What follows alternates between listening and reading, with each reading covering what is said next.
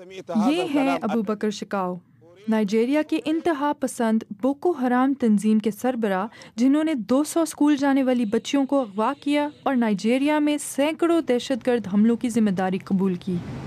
لیکن یہ شخص کون ہے؟ یہ جاننے کے لیے بی بی سی نے خفیہ طور پہ شمالی نائجیریا کے خطرناک ترین علاقے میں رسائی حاصل کی اور شکاؤ کو قریب سے جاننے والے لوگوں کے خصوصی انٹرویو ریکارڈ کیے۔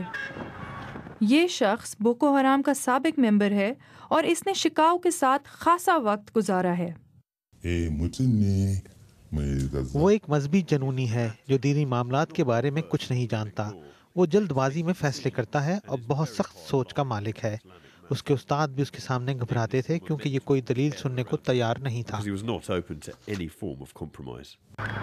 شکاؤ نے اپنے تشکیلی برس ادھر مدوگری میں گزارے، جو شمال مشرقی نائجیریا کا ایک بڑا شہر ہے۔ مقامی معیار کے مطابق بھی اس چھوٹے سے گھر میں رہنے والے شکاؤ کی زندگی انتہائی غربت میں گزری۔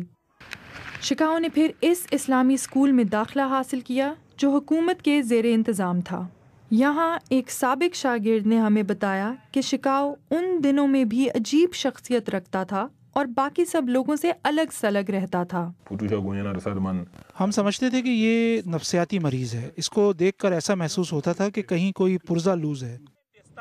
لیکن اس کے باوجود شکاؤ نے 5 سال قبل بوکو حرام کا کنٹرول سنبھالا اور ملک میں ایک خوفناک دہشت گردی کی لہر شروع کر دی۔ وہ میڈیا کی دلچسپی کا مرکز بننے سے ضرور خوش ہوا ہوگا۔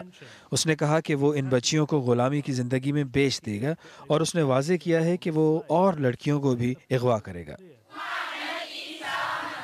اپریل میں اغوا ہونے والی بچوں کی یہ آخری جاری کردہ تصویریں ہیں۔ اس واقعے کے بعد بھی اغوا کا سلسلہ جاری رہا ہے اور بوکو حرام نے 500 سے زیادہ بے گناہ لوگوں کو قتل کر دیا ہے۔